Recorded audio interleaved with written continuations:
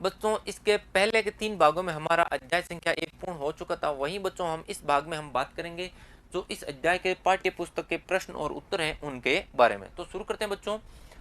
इसमें एक प्रश्न है बच्चों जिसमें हमसे क्या बोला गया है कि कल्पना करें कि आप क्या हैं, एक इतिहासकार हैं और इस अध्याय में जो कोई विषय है, आर्थिक विषय, सामाजिक विषय या फिर राजनीतिक विषय, उनमें से एक को चुनना है और समझाना है कि आपके विचार में उसकी जानकारी हासिल करना अत्यधिक दिलचस्प क्यों है। तो बच्चों देखें कि इन विषयों में से हम बात करेंगे तो जो राजनीतिक विषय है या फिर राजनीतिक इतिहास है, इसको चुनना अत्यधिक दिलचस्प होगा। क्यों बच्चों? इससे हमें राजाओं और शासकों के बारे में विभिन्न इतिहासों की जानकारी मिलती है।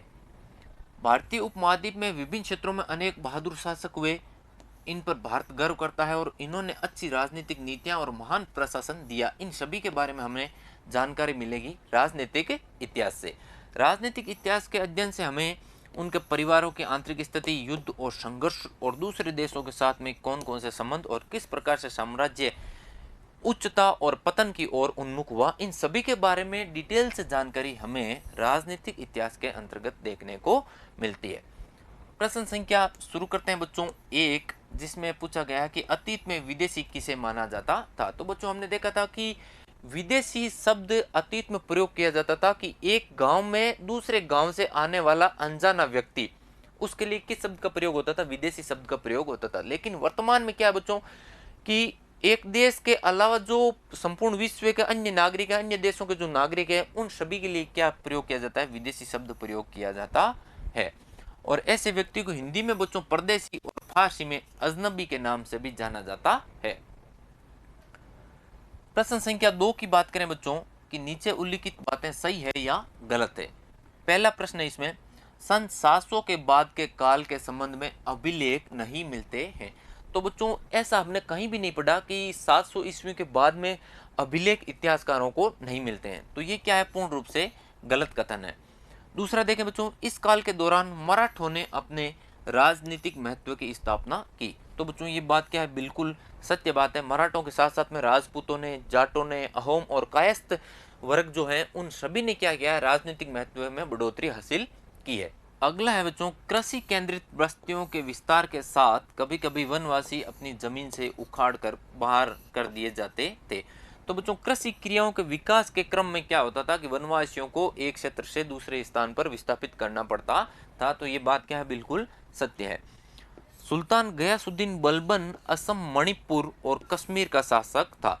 तो बच्चों गयासुद्दीन बलबन इन क्षेत्रों का शासक नहीं था। गयासुद्दीन बलबन था बच्चों दिल्ली का एक महत्वपूर्ण शासक। तो ये कथन भी क्या है बच्चों? गलत है। प्रश्न संख्या 3 है बच्चों, जिसमें रिक्त स्थानों में क्या करनी है? पूर्ति करनी है। जिसमें पहला प्रश्न है कि अभिलेखागारों में क्या रखे जाते थे। तो बच्चों हमने देखा था कि अभिलेखागारों में विभिन्न प्रकार की जो पांडुलिपियां हैं और जो दस्तावेज हैं वो यहाँ पे रखे जाते थे। पांडुलिपियां और जो दस्तावेज हैं वो कहाँ पे रखे जाते थे? इन अभिलेखागारों के अंतर्गत रखे जाते थे। 14वीं सदी का एक इतिहासकार बच्चों हमने बात की थी जियाउद्दीन बर्नी की। 1356 में ये क्या लिख रहे हैं? अपना ग्रंथ लिख रहे हैं और 1358 में अर्थात 2 साल बाद ही ये क्या कर रहे थे? उस ग्रंथ में संशोधन कर रहे थे। उस इतिहासकार का नाम क्या था? जियाउद्दीन बर्नी, जो क्या है 14वीं सदी का एक महत्वपूर्ण इतिहासकार है। इस उपमहाद्वीप में इस काल के दौरान लाई गई कुछ नई फसलों में बच्चों देख सकते हैं कि इस समय आलू, मक्का, मिर्च है, चाय है, कॉफी है, इत्यादि प्रकार की जो फसलें या फिर जो खाद्यान्न की वस्तु हैं वो इस समय उपमहाद्वीप के क्षेत्र में क्या दे रही है? दस्तक दे रही है। प्रश्न संख्या 4 देखें बच्चों, इस काल में हुए जो प्रौद्योगिकी की दृष्टि से परिवर्तन है वो यहाँ पे उपलब्ध करवाने। प्रौद्योगिकी की दृष्टि से परिवर्तन देखें तो बच्चों हमने देखा था कि जो सिंचाई व्यवस्था है उसमें किसका प्रयोग हो रहा था? रहट नामक उस यंत्र का प्रयोग हो रहा था, जिससे सिंचाई क्या होती है? आसान होती है। कताई में चरखे का प्रयोग, युद्ध में बारूदी हथियारों का प्रयोग, ये सभी प्रयोग इस समय देखे जा रहे हैं। प्राचीन काल के इतिहास में इस प्रकार के प्रयोग नहीं देखे जाते थे। तो ये क्या है कि प्रौद्योगिकी परिवर्तन है जो मध्यकाल में हुए हैं। प्रश्न संख्या 5, इस काल के दौरान हुए कुछ मुख्य धार्मिक परिवर्तनों की बात करें तो बच्चों हम देखें हिंदू धर्म में हमने परिवर्तन विभिन्न प्रकार के देखे, जिसमें नए नए देवी देवताओं की पूजा हो रही है, राजाओं के द्वारा विभिन्न मंदिरों का निर्माण किया जा रहा है, पुरोहितों के रूप में ब्राह्मणों का बढ़ता महत्व है, और राजा इनके क्या बन गए थे, धीरे धीरे संरक्षक बन गए थे। वहीं बात करें कि इस समय भक्ति की अवधारणा का भी उदय हो रहा है, जिसका मूल जो स्रोत है वो भगवत गीता के अंदर भी देखने को मिलता है। नए नए धर्मों के उदय में इस्लाम धर्म का आगमन, पवित्र कुरान के उपदेश, और इनके दो जो संप्रदाय या जो वर्ग हैं वो हैं शिया और सुन्नी। प्रश्न संख्या 6, पिछली कई शताब्दियों में हिंदुस्तान शब्द का जो अर्थ है वो कैसे बदला है। तो बच्चों हमने देखते हैं कि जो 13वीं सदी में फारसी इतिहासकार कौन है, मिनाज ए सिराज, इन्होंने हिंदुस्तान शब्द का प्रयोग एक राजनीतिक इकाई के लिए किया था, और उस इकाई में शामिल था पंजाब, हरियाणा और जो उत्तर प्रदेश का या फिर जो उत्तरी भारत का जो मध्य वाला क्षेत्र है वो, इन इलाकों के लिए इस्तेमाल किया था जो दिल्ली के सुल्तान के अधिकार में आते थे। और इस प्रकार हिंदुस्तान से उनका आशय क्या था, पंजाब, हरियाणा और जो गंगा यमुना के बीच का दोआबी क्षेत्र है वो। अब देखें बच्चों, हिंदुस्तान शब्द का प्रयोग हो रहा है जो उत्तरी भारत का भी मध्य वाला क्षेत्र है उनके लिए। 14वीं सदी में अमीर खुसरो ने हिंद शब्द का प्रयोग भौगोलिक और सांस्कृतिक तत्व के रूप में किया।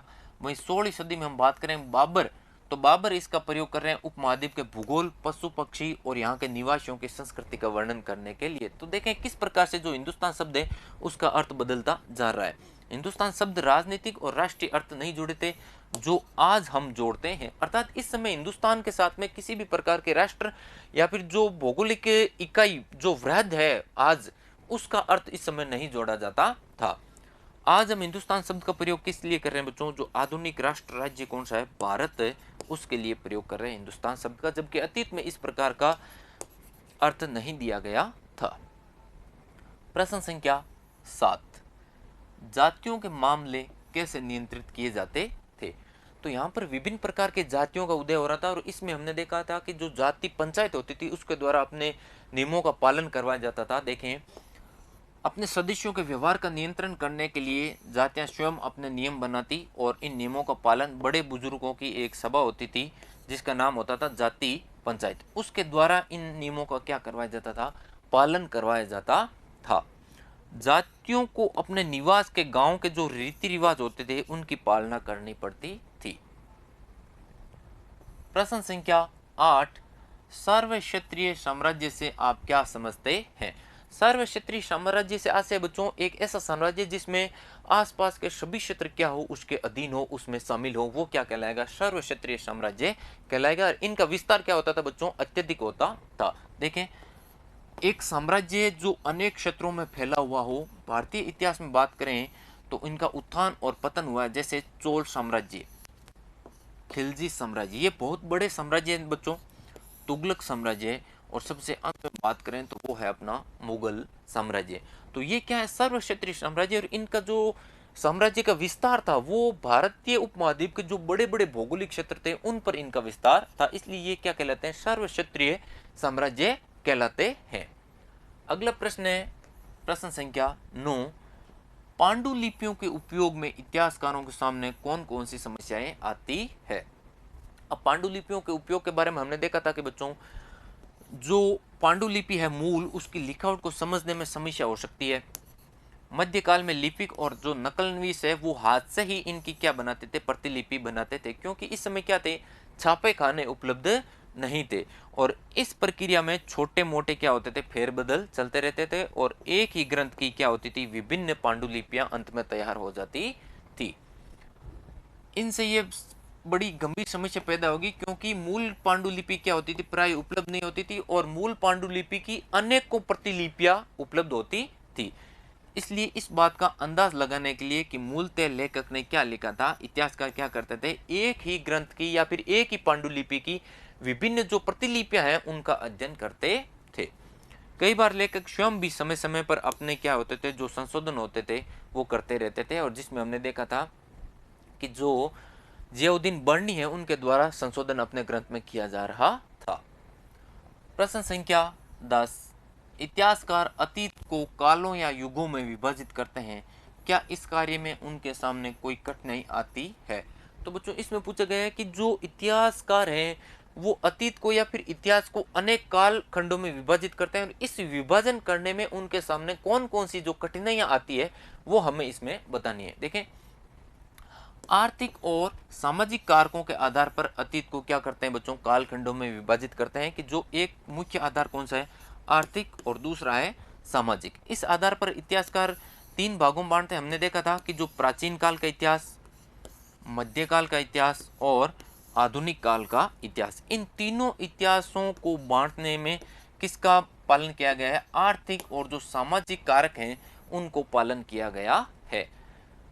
लेकिन इतिहास का एक कालखंड भी अनेक बदलावों से भरा होता है। अब देखें कि बात करें, मान लो बच्चों, प्राचीन काल की या मध्यकाल की या फिर जो वर्तमान में जो चल रहा है वो आधुनिक काल की, इनमें से किसी भी कालखंड की बात करें तो इस कालखंड के अंदर भी अनेक सारे बदलाव हमें देखने को मिलते हैं। आखिर 16वीं और 18वीं शताब्दियां 8वीं और 11वीं शताब्दियों से क्या थी, काफी भिन्न थी। मध्यकाल की तुलना करते हैं बच्चों किसके साथ में, जो आधुनिक काल का समय है उसके साथ में। आधुनिकता के साथ में क्या देखेंगे बच्चों, जो भौतिक उन्नति है और जो बौद्धिक रूप से प्रगति हुई है उसका भाव जुड़ा हुआ किसके साथ में बच्चों, आधुनिकता के साथ में। तो बच्चों इसका अर्थ यह नहीं लगाया जा सकता कि जो मध्यकालीन इतिहास या फिर मध्यकालीन जो लोग हैं वो आधुनिक या फिर बौद्धिक रूप से क्या थे, उन्नत नहीं थे।